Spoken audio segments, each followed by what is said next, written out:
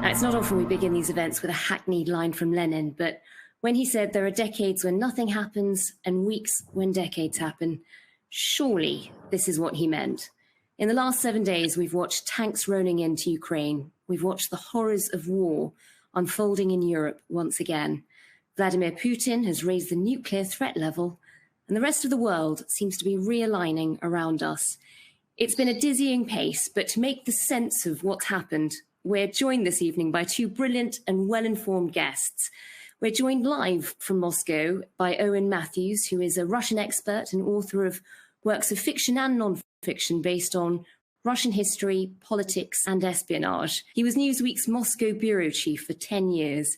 He's also a former war correspondent and has covered conflicts in Bosnia, Lebanon, Afghanistan, Chechnya, Iraq, and Ukraine. We're also joined from Washington, D.C. by Radek Sikorski, Poland's Minister of Foreign Affairs from 2007 to 2014. He's currently a member of the European Parliament for Poland, where he sits on committees for foreign affairs and the Security and Defence Subcommittee. In 2014, the last time Ukraine was under threat, he led the EU mission to Kyiv, which stopped the bloodshed on the Maidan. Foreign Policy magazine named him one of 100 global policy intellectuals for speaking the truth, even when it's not diplomatic, and we're hoping he's going to do some of that tonight.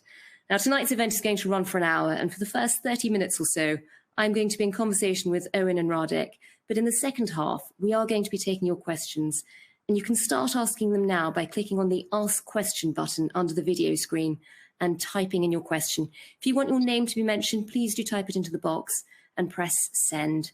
You can also tweet about tonight's events using the hashtag IQ2. Now, Owen, I think it's probably a good place to start in Moscow, just by asking you, I mean, it's been a hell of a week or so. Did you see this invasion coming? I absolutely did not. I was one of the many people. I mean, I was wrong in good company, but it doesn't make me any less wrong, frankly. I had always argued, based on 22 years of writing about Vladimir Putin, that he was rational, that he was calculating, that he never picked fights that he couldn't win, that this was a fight he couldn't win, and the only way that he could lose this whole shooting match, which it turned out to be, was to actually start the shooting match. And the problem with my logic, I guess, was that we had always assumed that Putin was a rational actor. I think Radek and I will disagree with that. I mean, the Poles, the Lithuanians, many people in Eastern Europe have argued for a long time that Putin is an inveterate imperialist. He always has been. I've always pushed back against that slightly. I've always seen him as more of an opportunist, someone who's actually more concerned about certainly concerned about creating a greater Russia, but not about actually rebuilding a Russian empire. So I was wrong. And as our mutual friend Ed Lucas of The Economist says, I guess I owe them, all those people who warned us for so many years an apology, because we have now seen a different Putin, a new Putin. And I thought that the diplomacy was the strategy and the war and the saber rattling was a bluff. It turns out that the opposite seems to be the case. We're seeing a completely irrational Putin, aggressive Putin we've seen before, but we've never seen aggressive to the point of sort of almost manic self-delusion. And Owen, I mean, it's very gracious of you to apologise, but you are in very good company. By all accounts, even the foreign minister Lavrov wasn't necessarily aware of this until about a week or so ago.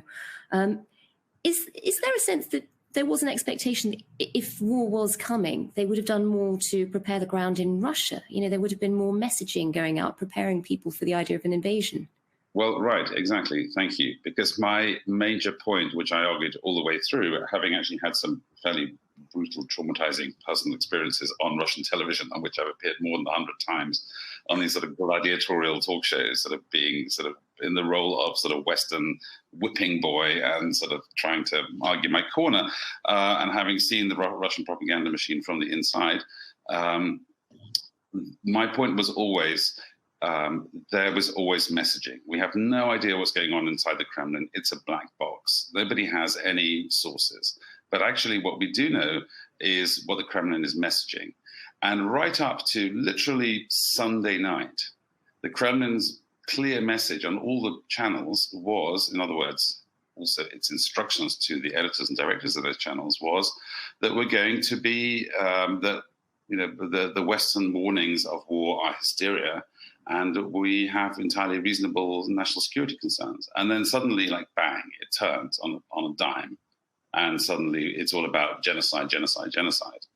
And that's completely something we completely have not seen before. And it's very different to what happened in 2014 when it was signaled for a very long time. We'd heard about the fascists in Kiev. We'd heard about sort of the Western-sponsored coup against legitimate government, all these, the genocide against the Russians in eastern Ukraine. I mean, that had been going on for like weeks and weeks and weeks. Like a sort of information carpet bombing preceded the actual invasion. This time it was like 48 hours. It was staggeringly different. Mm. And Radek, it was so striking how people inside Russia and people inside Ukraine were convinced, even at the start of last week, that there was no war coming. And yet, outside of the region, all of the Western intelligence agencies were making it quite clear they thought it was, and that they had thought so for a number of months. Where did you stand? I knew it was coming in July last year when he published that essay. When he published that essay on how Ukraine was an artificial country and needs to be either vassalized or partitioned. And the fact that he ordered that essay to be read by all Russian soldiers convinced me that it was coming. Why would you do that otherwise? And I have to say, I won several bets that this was for real now, and unfortunately, I wish it wasn't so, but I feel vindicated because this has been coming for a long time. I was in the room at the Munich Security Conference in 2007 when he threatened the West. I was in the room at the NATO summit in 2008 when he first named Ukraine as an artificial country. But I think something switched in his head during the pandemic. He was in isolation and he must have been reading some very weird stuff that has made him less calculating than before. I mean, we could spend the rest of the hour talking about his, version of history and the essay that he wrote, but I think there are other matters rather pressing that we want to get onto. So could you just give us a potted guide, just sort of a minute guide to Putin's argument that Ukraine is not a real country? There is hardly a sentence that is factually correct in that speech to the nation, which is the shortened version of the essay. Basically, he claims that because Russia expanded in the 16th, 17th century into Ukraine. Therefore, it took over the tradition of Kievan Rus, and therefore Muscovy is the inheritor of the Third Rome and of the Russian imperial tradition, and the Belarusian and the Malorusy, as he calls Ukrainians, are not really separate nations. The actual history is the other way around. Moscow was a forest when Kiev was already a civilized city on the sort of on the borderlands of the Eastern Byzantine Empire. If anybody has a claim to anybody else, it's the Ukrainians that might lay a claim to Moscow. But it was all the Russian and Soviet and post-Soviet imperial and near-imperial longings and misconceptions, including outright lies. I was, again, in Kiev, as you said in your introduction kindly, I led the EU delegation to the Euromaidan, and we got the opposition and the then President Yanukovych to talk to each other, and the bloodshed stopped. Yanukovych fled the city, and the Ukrainian parliament declared that the presidency was vacant and announced a democratic election. There was no armed coup in Kiev. It's just a straightforward lie. But Putin seems to believe in his own propaganda. And Owen, clearly, there are accusations that Putin's is sort of obsessed with a slightly revisionist version of history. Is there a sense in Russia, though, that there is some narrative where the West and NATO expansionism is to blame? It does feel like a lot of this current conflict actually goes back to the 1990s. That's true. And actually, there's a very interesting technicality which Orlando Freige's made, actually, when I was on the Spectators podcast with him, is that he points out a very interesting thing, is that the use of the word genocide, why does he always talk about genocide? It seems like a very sort of strange way to frame conflict, or basically what was a civil war situation in Donbass. And actually, it's because of Kosovo. I mean, that was the moment, under Yeltsin, it was the first moment when Russia really sort of started to get hot under the collar about NATO expansion, because, as you know, NATO created a separatist state in its Slavic ally, Serbia, that split apart, and Kosovo was created in the wake of a genocide. It wasn't NATO. Kosovo was a UN protectorate for a decade. It was. That's true, but it was NATO that bombed Belgrade. Yes, it was under the imminent threat of ethnic cleansing by Serbia. Yeah, well, exactly. That's my point, Radek, is that that incident was actually is the reference to genocide. That's the beginning. And since we're talking about what in Russia they are worried about, and what is and what part of it even rational people believe, is that up to this war, I think many middle-of-the-road Russians who actually were sort of averagely intelligent and worldly certainly sympathize to an extent with Putin's position that Russia has security interests and Ukrainian NATO threatens those. And I think many in Europe also sympathize with that position, because that's a fundamentally rational position. I mean, it's more or less rational. Wait a second. Russia didn't have any security interests in Yugoslavia. Yugoslavia had split with Stalin in 1948, was a non-aligned state, was not a part of the Soviet Empire. What right does Russia have to have security interests in former Yugoslavia with which it doesn't have a border? Well, that's an excellent question to ask for the Russians. But since I'm explaining how they think and what their pathology is, the point is that they have so there's sort of a basic sort of core that is debatable, let's say, and it's something that has formed the basis of all this sort of diplomatic, as we now know, charade in the run-up, was what are the limits of Russia's security interests legitimately? And that was the basis of all of the talks that Macron was suggesting, that Biden was suggesting. But then there's this huge hinterland of mysticism, as you rightly have referred to, Radek. I mean, and indeed, he's gone very deep into the writings of Ivan Ilyin, who's like a ultra-nationalist, mystical Russian writer who lived in Berlin, by the way, between the wars. Great admirer of Adolf Hitler. I mean, Ivan Ilyin is Putin's ideological hero, and he has this sort of very weird Nietzschean worldview whereby there are countries of destiny. There are sort of uber nations, and it's pretty close to basic sort of fascist Aryan ideology, but applied to Russia. So Holy Russia with a sort of heavy admixture of orthodoxy and so on.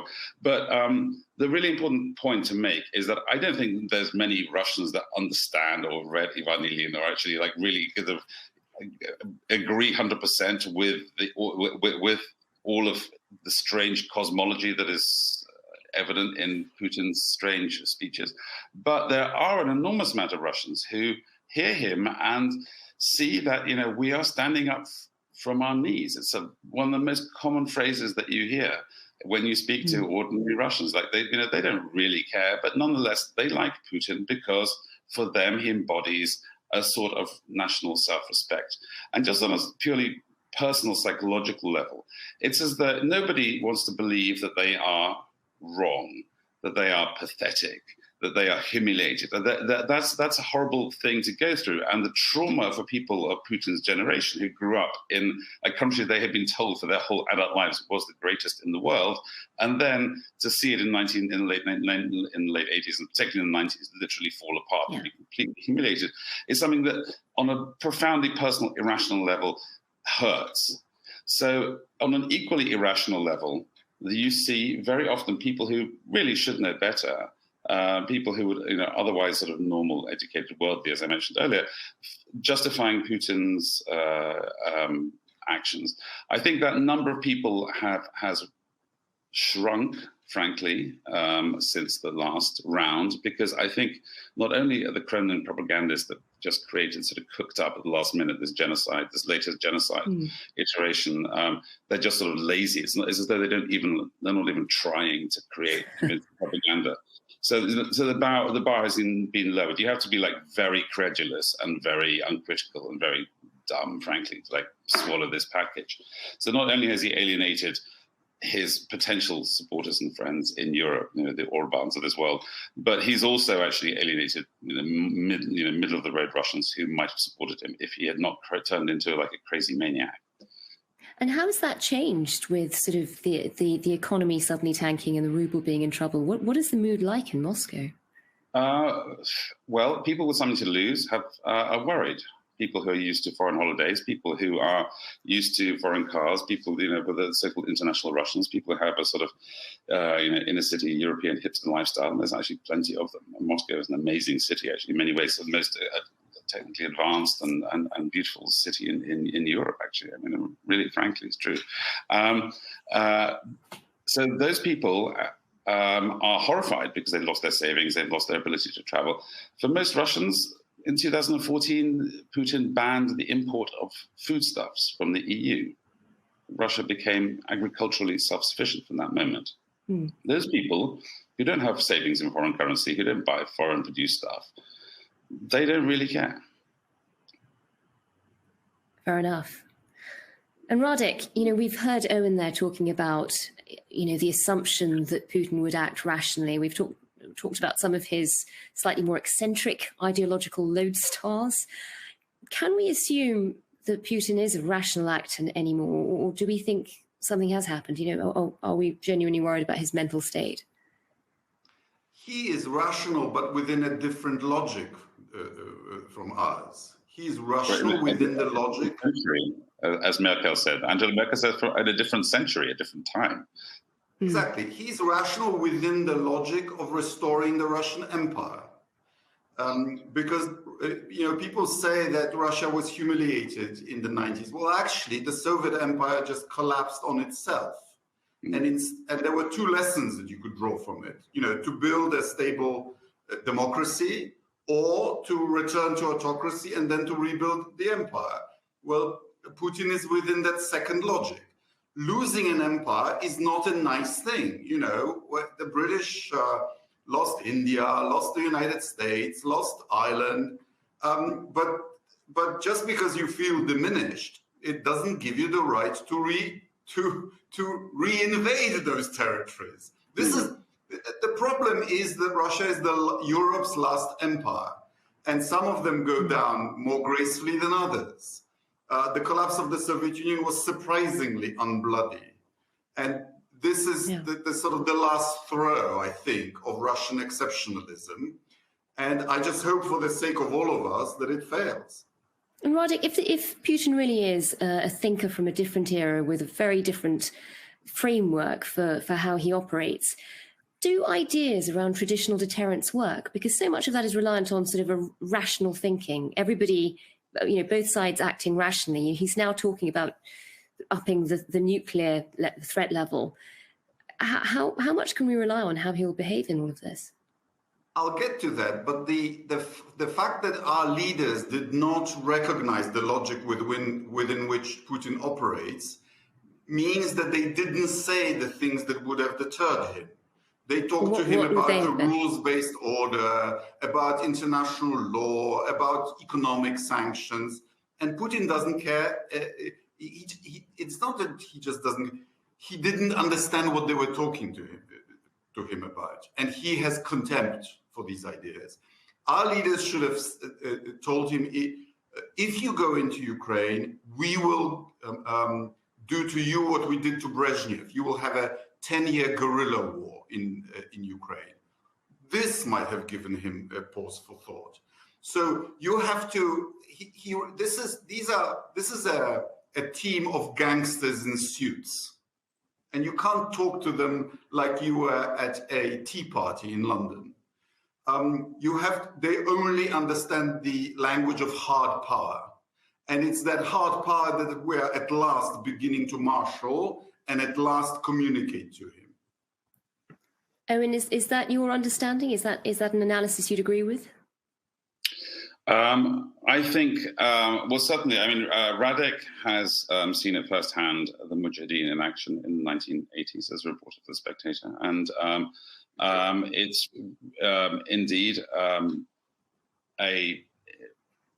it looks like it's going to be extremely bloody, and it's going to be a quagmire, and it's not going to be certainly the cakewalk that Putin was led to expect by his intelligence chiefs. Do I think that if we had said something different, the outcome would have been different? That part is actually something of a mystery to me, the timing of it, because one of the strangest things about the timing is that just literally on the eve of the invasion, Putin seemed to have actually sort of been pretty close to achieving diplomatically what he will now no longer be able to achieve militarily, which is, as Macron said, like a discussion with Biden, with Macron and other world leaders of the architecture of European security. Now, Radek, I mean, you believe that he would never have accepted that, and that it would only have been a stepping stone on the path to imperial dominion. I think that may now be true. I don't think it was necessarily always true of Putin, but that's now ancient history is water under the bridge. I mean, clearly we're in a different reality. Wait a second. And we have a different Putin to deal with. Radek? It's not water under the bridge, because I think that whole argument about NATO enlargement and Ukraine in NATO was a complete red herring. Ukraine applied to NATO in 2008. The application was rejected. Right. Ukraine is a neutral state today and has not approached NATO membership by a single inch. Well, that's true, but it's a neutral state in whose constitution NATO membership is enshrined. I mean, there's a very clear back. The ambition for it is. You can have, they can have the ambition to join the African Union just as well. The point is, not only did NATO not admit Ukraine, the Chancellor of Germany told Putin in Moscow, Ukraine will not join NATO under my watch. Which is to say, he gave Putin a moratorium of several years. And NATO enlargement happens by unanimity. So a German veto means no Ukraine in NATO. Therefore, this was not something that was going to happen. Okay, but Radek, may I just, as a thought experiment, are you actually really saying that had, in an imaginary world, had everyone agreed that Ukraine would be like Finland and officially neutral, then that would not have satisfied Putin? Is that where you're going? Well, he has invaded supposedly because of a hypothetical possibility that Ukraine might join NATO in 10 or 20 years' time. Does that convince you? Because it doesn't convince me. And actually, what convinces me is that manifesto that was leaked, that was published on the web pages of Russian media 2 days ago when they thought they'd taken Kiev. And it's that crazy imperial, triumphal restoration of Russia as an equal power to the United States and China. This is what they're about. I was also in the room after the annexation of Crimea, when Lavrov said to the Germans in Munich, you be careful with not recognizing this referendum, because after all, the unification of Germany was illegal.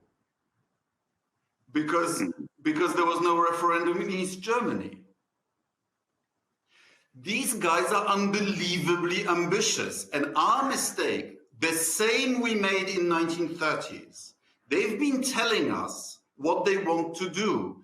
And we, meaning the West, I exclude myself from that, we thought, this is so nuts, they can't mean it. And they meant it in the 30s, and they've meant it now. Owen, you've had to rethink your ideas of Putin and his rationality. Does that vision of an imperial Russia, is that something you now accept? Is that something you worry about? Well, let's just say, I don't say that Radek is wrong, but I do believe that two things can be simultaneously true at the same time. I mean, just as Radek, you say that Ukraine can have the ambition to join NATO, enshrined it, that ambition is constitution, but it's as likely as it joining the African Union. In the same way, Putin clearly does have all these crazy imperial ambitions. That's true. It doesn't necessarily mean that he was always going to do it. But I mean, again, this is a slightly circular argument, like what he would have done under different circumstances. I mean, the real question is, I think, not of a failure of the West and appeasement strategy that's gone wrong. I think actually what's much more pertinent to the events of the last week is something that's actually happened inside Putin's inner circle, the kind of people he talks to, the sort of person he's become after 2 years of isolation. I actually personally think that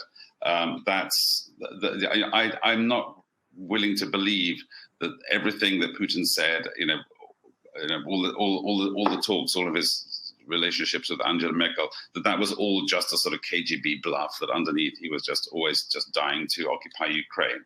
I mean, he was clearly a Russian imperialist to a greater or lesser extent for his whole career. That's certainly true. But now he's actually gone and done it, which people don't. What's happened? What's happened in the meantime? What's changed?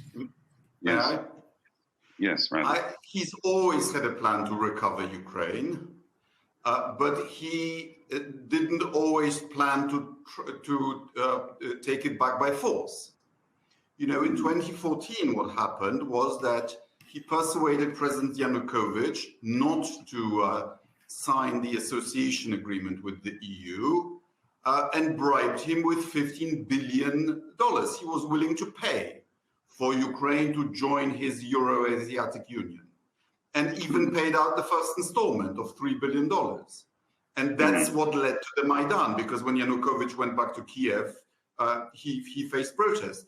So the objective has always been there, but I agree, the methods have become more brutal. But for this operation against Ukraine, he's been preparing for years. He gathered the foreign reserves. He placed the agents. I think actually the takeover of Belarus and the attack from Belarus on Kiev, it's all been part of a long-term plan. So, Radek, are you saying that the sort of Euro-Asian Union is the same as the Russian Empire?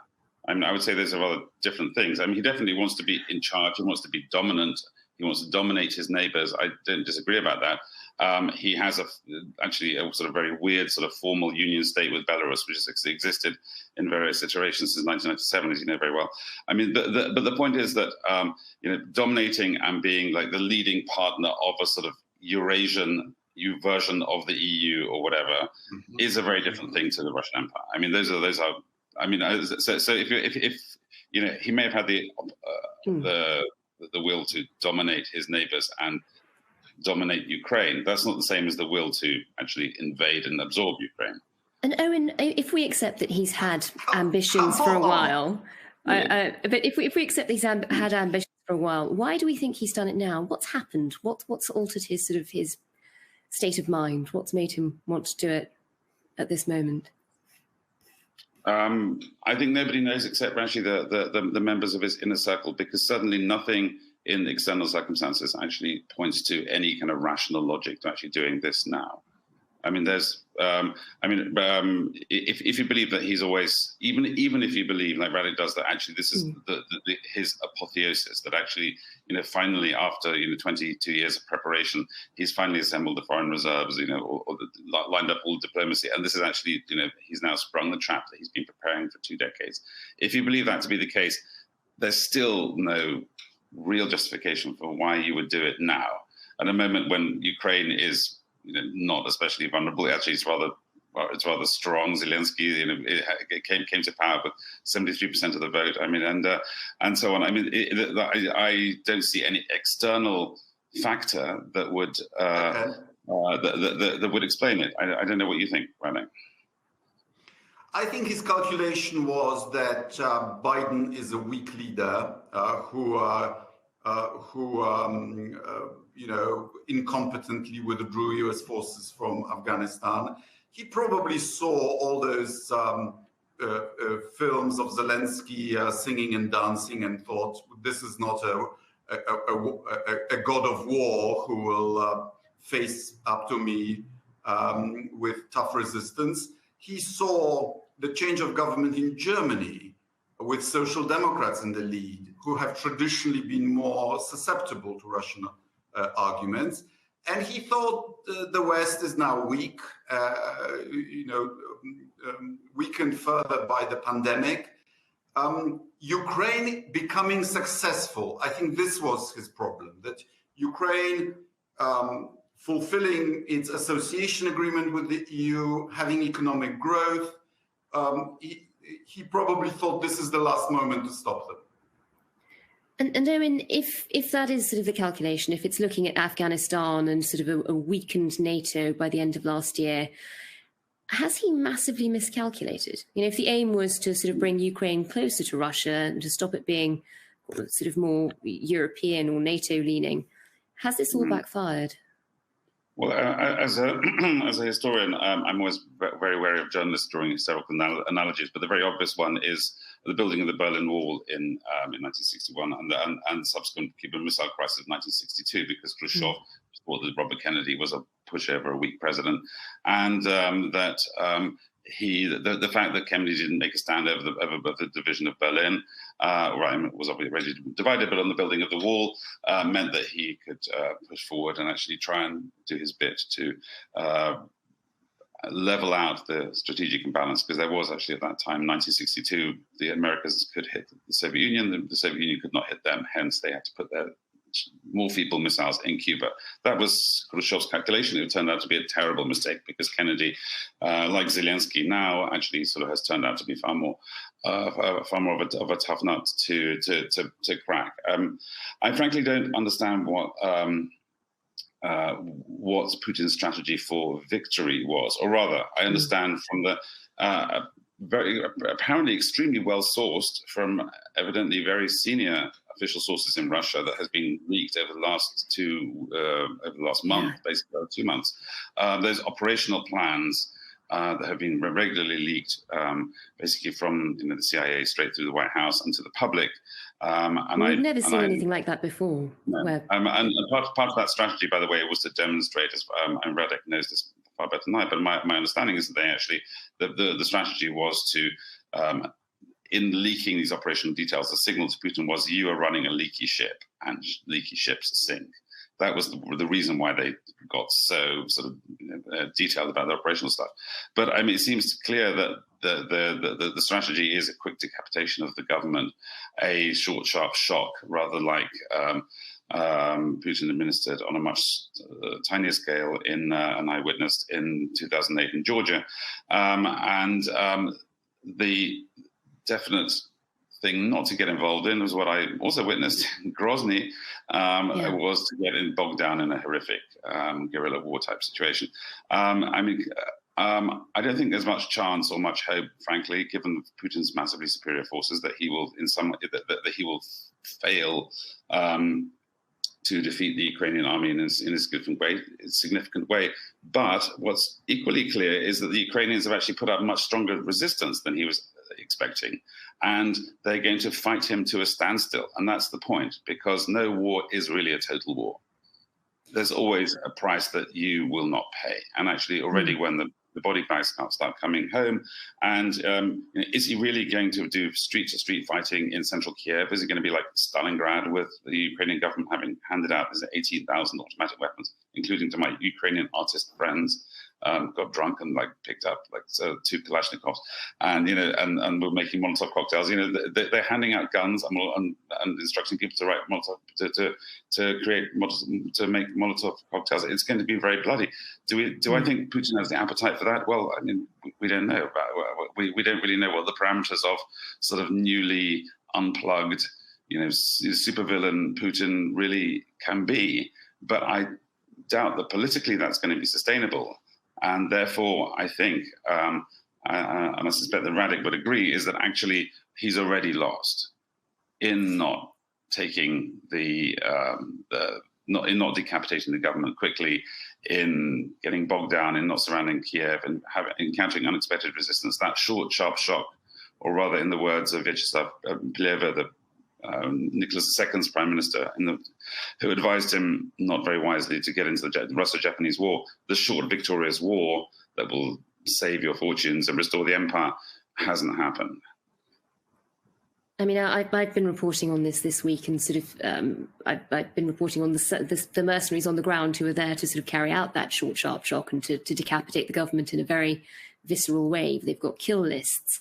And what's interesting is when they talk amongst themselves, they're sort of saying, we're going to take these people out, and then they're getting extracted immediately, and they're leaving the chaos to the soldiers. And yet they were told about the plans to go into Ukraine back in December and January. They've been on the ground much longer, whereas the army weren't, because apparently there was a fear that they wouldn't want to fight. And there are certainly rumors, that the mercenaries talk about the fact that some Russian soldiers were executed for refusing to advance. I mean, is there a fear of that? Sort of what happens if this does become sort of a long-running war, if this does turn into Grozny, or we start seeing scenes like Aleppo? Will the Russian soldiers want to carry on being there? Is it a question to me or Radek? Yeah, Owen. Sort of, from what you're hearing, is there a sense that is it a moral fight they want to be fighting? Well, I spent a lot of time alongside Russian soldiers in Chechnya. I also spent a lot of time among the rebels in Chechnya. I mean, I saw both sides. I mean, and frankly, just those sort of days and weeks embedded unofficially in the Russian army, you realize that no one really cares what the soldiers think. They really don't. They actually, it's a sort of different attitude to morale. They're just not very interested. And I'm sure the Russian army has, in fact, become better equipped and better and better organized and so on. But I mean, literally, the officers that I was with would get drunk and sit in a little line on a bench and order the tank crew to get in their tank and load up the tank, and they'd take bets about sort of what they would hit on the other side of the valley, just because they would, they were just. It was a very, very indisciplined rabble. I don't think that's the case today, but certainly I think it's there's certainly less concerned about the morale of the soldiers on the ground, although it's nonetheless very important for the effectiveness of a fighting force. And so far, I haven't really seen any reporting. Really good reporting about. I mean, we have some accounts on the Ukrainian shopkeepers have reported that the Russians have broken into their shops and they've sort of eaten the food because they're hungry. I mean, but just a little tiny little wisps of stopping on the road without fuel and things like that. Right. Yeah. So people don't really know. What I think is more significant is that huge column of Russian vehicles north of Kiev is not moving, and it is vast. And apparently some of them don't have fuel. And I mean, the Russians have mass on their side, but a mass without fuel is just a sitting duck. And if the Ukrainians deploy their drones in numbers, and their anti-tank weapons, which are just reaching them from Western supplies, my original assumption might be wrong. My assumption was that the Russians would win the invasion and lose the guerrilla war. But they are not yet winning the invasion. And the reports we are getting are very mixed, which is why Putin is threatening nuclear weapons. Because nuclear weapons in their doctrine are to be used when you haven't prevailed conventionally. This is not an idle threat, I'm afraid. This is what they exercise in their triannual Zapad exercises. They think that nuclear weapons have the power to stun both the defenders and the West, and they may not be wrong. But I just hope that if Putin issues such orders, that they will not be carried out, and on the contrary, they will take out someone who issues such orders. Well, that's a very chilling warning. I want to ask both of you very quickly. Radek first. One of the things we have been watching is China's role in all of this. You know, there was that moment where Putin went over for the Olympics, and there was a sense of, are they building a stronger alliance? Which side will China take? What have you made of it so far? China is a half ally, the only one that Russia has. But China's interests are very mixed. On the one hand, the deal seems to be, we will not criticize you for trying to take your renegade province, in huge inverted commas, if you help us with our renegade province, again in huge inverted commas, meaning Taiwan. So watch out, Taiwan, yeah. But China doesn't want to be blamed for this. And also China might think, well, if Putin gets isolated from the West and gets bogged down in Ukraine, then we might get ourselves a vassal on the cheap. And so this cuts in all kinds of ways. Owen, what's your view from Moscow? I entirely concur with Radosław, but just one thing that I would add is actually that actually China has actually adopted a far more cautious position vis-a-vis the invasion of Ukraine than the Russians had expected and hoped. And actually they are in fact backpedaling, because, for instance, the Chinese ambassador to Kiev yesterday said that he supported the territorial integrity of Kiev. And in fact, that's what their big hobby horse has been, all about national sovereignty and integrity. So, and of course, national sovereignty assumes that there is a nation to be sovereign of, which of course is the ideological debate that we've been referring to earlier with Radek. But Putin doesn't think that a nation without a non-nation can have sovereignty.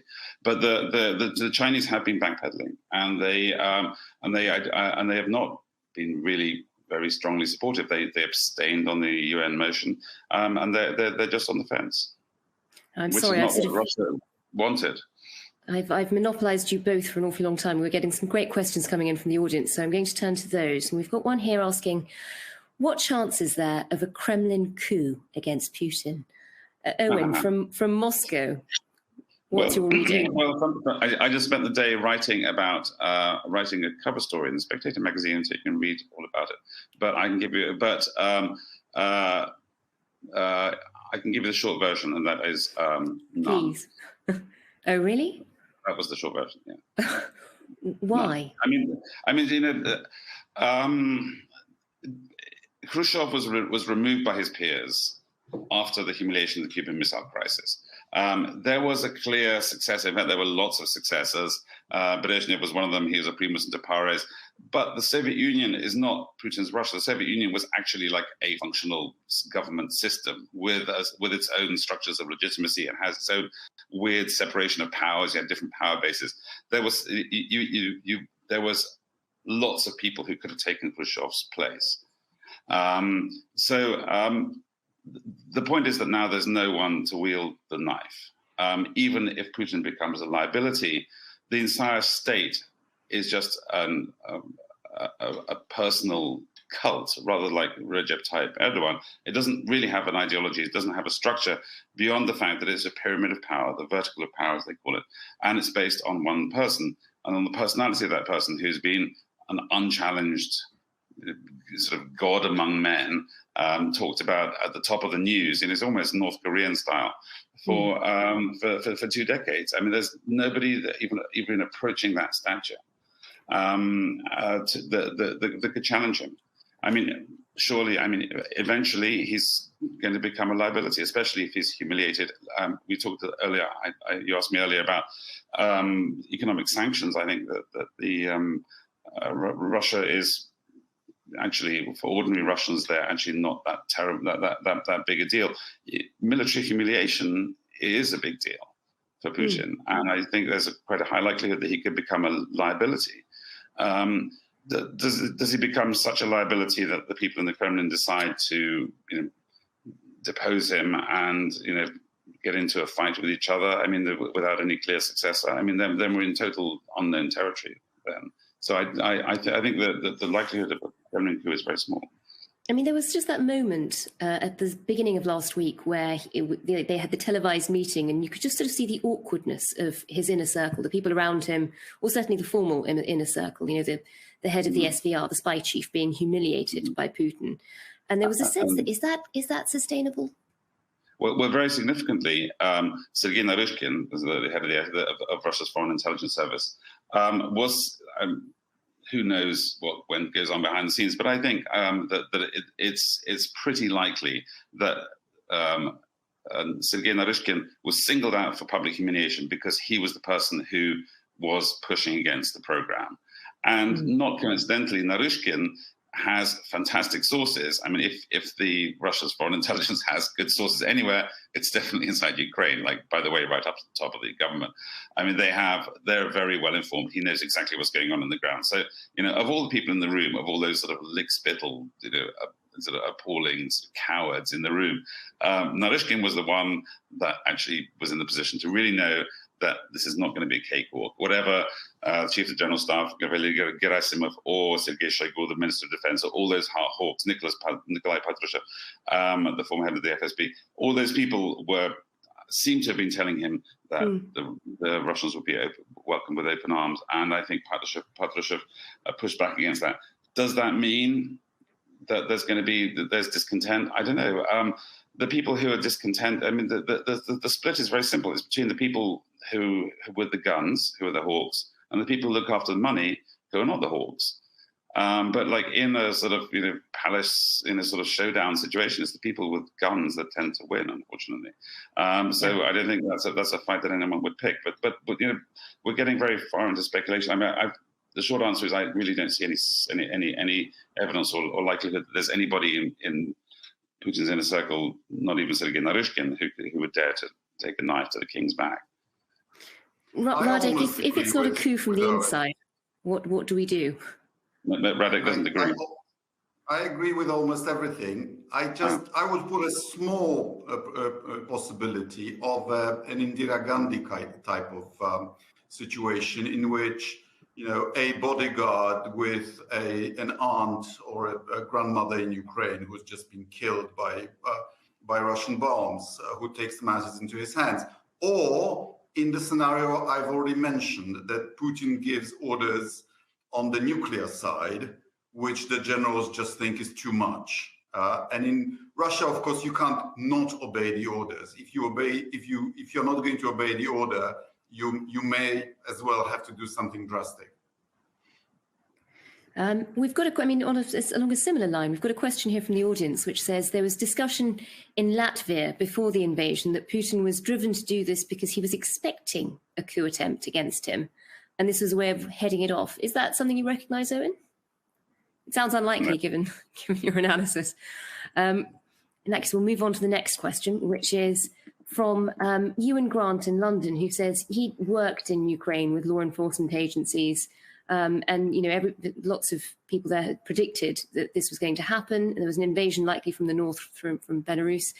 Which EU countries were prepared? And I guess this gets us into the reaction of the EU, which seems to have changed very rapidly from opposing certain sanctions to the last week where you're seeing a much more unified force. So, Radek, you were at the heart of those discussions. What's been going on?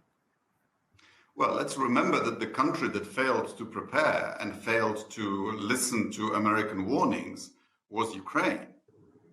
I mean, we love President Zelensky, but he was told 3 months ago that this was coming, and he thought until almost too late that it was all a bluff and that the Putin wouldn't dare. And that's why he didn't prepare the economy and didn't mobilize in time. But we are all surprised. I admit to being surprised at the speed and scale of Western change of paradigm, particularly in Germany, obviously. I thought that that SWIFT would be debatable. I expected Nord Stream to be dropped. But what's much more significant is the blocking of the reserves of the Russian central bank. Putin thought he had a war chest of $630 billion, and now he only has his physical gold, which is about $120 billion, I'm told, and actually very difficult to use. And if we were talking a month ago that the EU would be financing the purchase of jet fighters, I mean, this is amazing. We are in a Cold War paradigm within 1 week. Yeah. And the institutions of the West, particularly the European Union, becoming truly strategic. And we have a complete change in Germany. Now we need to put that German rearmament in a European context. Owen, we're starting to see some of those effects, the freezing of the central bank reserves kicking in terms of the ruble plummeting. What is it like in Moscow? Are those sanctions likely to drive people against Putin or against the West? Let me put it this way. I've seen what a revolution looks like in Russia. By coincidence, I was a student. I arrived on 19th of August, 1991 in Leningrad.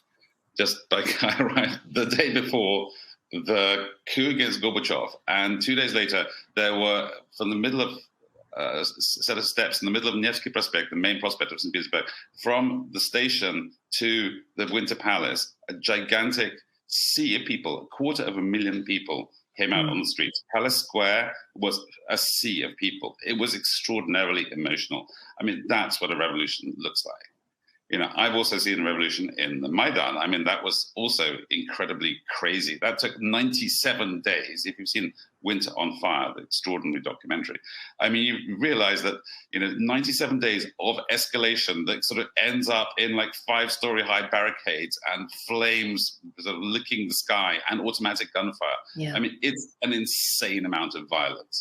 And of course, in 1991, the violence was not in St. Petersburg. It was in it was potentially in Moscow. There was a potential serious armed standoff between the army, which was sent in by the organizers of the coup, and they were fought off, and they were sort of decided not to attack the demonstrators, and so on. But the difference between sort of general discontent and that is enormous. Or to put it a different way, it takes a hell of a lot to make a revolution anywhere. And in Russia, it takes like a hell of a lot squared. It's very, very hard to provoke Russian people sufficiently. They have been through it. They have practice. Their currency collapsed on Monday, but it also collapsed in 2014. It collapsed in 2008. It collapsed in 1997. In 1998, I beg your pardon, it collapsed in 1992. They've sort of been through this windmill a million times, and Yeltsin survived 2 currency collapses. Putin has survived now a third one. People, there's contra Marx. There's really not an absolutely direct relationship between the economic situation of the people and the popularity of the leader. Putin has proved that since 2014. The ruble lost half of its value in 2014, and he still went from strength to strength and became more aggressive and more more popular than ever. Because he won in Crimea bloodless. Right. This is different. It was never going to be popular. If he managed to take over Kiev without a shot and achieve his plan A, fine. But a really nasty war with Ukraine and a total isolation from the West, these are not small things. Well, exactly. Well, as I said earlier, to Manvi's question was about economics. I mean, I don't think the economics matter. What matters is military humiliation. That's important. We are running out of time, but I do want to ask you both, because I think it's one of the most urgent questions we should be addressing. And it's coming from the audience.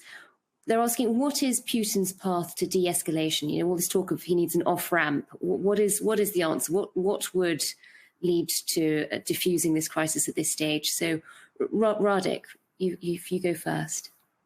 Well, what Putin would like, and I was worried that these negotiations are a ruse, but actually Putin is demanding real things. The recognition of the annexation of Crimea, He wants territorial gains. He wants all of Donbass and the confirmation of Ukraine's neutral status. So it looks like he's demanding for real, but I don't think he will get it, because no nation state could survive, no government could survive making such concessions. Owen, what do you think it would take? Radek is a very distinguished politician and also an international diplomat at a strategic level. So I certainly defer to your opinion on that. But the one thing I would say is that actually Zelensky and Ukraine did survive the partition of Ukraine, and frankly, I think, and apart from the political dynamics, which of course are going to be incredibly difficult for any government that gives away chunks of its territory, I think Ukraine's going to be much better off without Donbass. I mean, I've been to Donbass. It's just a sort of post-industrial wasteland with sort of bombed out coal mines, anthracite mines. I mean, well, quite handy for steelworks. Sorry? Quite handy for steelworks. Well, right. And there is an industry with it. Yes, that's right. But the point is that it's going to be a money pit, and most importantly, it's a sort of major break on the strategic development of Ukraine. I mean, actually, if you look at it rationally, I think Zelensky and Ukraine would actually be much better off, and we get into the European Union much faster if they just redrew the borders. That's actually politically and actually sort of the problem is that Putin's actually made that more difficult simply because he seized them. That's the problem, is that now that kind of rational settlement is now impossible because he's demanded it at gunpoint and no one can concede it. So you get into this sort of terrible paradox of violence, is that violence actually impedes solutions. It doesn't facilitate them. I agree with Owen. We have almost run out of time, and we have actually reached a point of consensus too. So I'm sorry to throw in a final grenade of a question, but a very quick one, I'm assuming from London, where we've been asked, what do you both make of Boris Johnson's performance in all this? So Radek first, and I know you know him. So what have you made of his performance in this crisis? I think Boris has done rather well.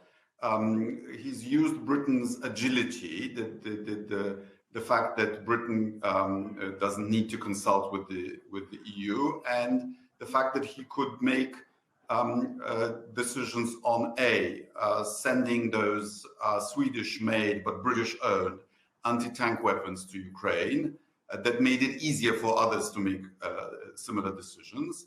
And then as a symbolic but significant number of troops to Poland as a signal we're going to defend NATO territory.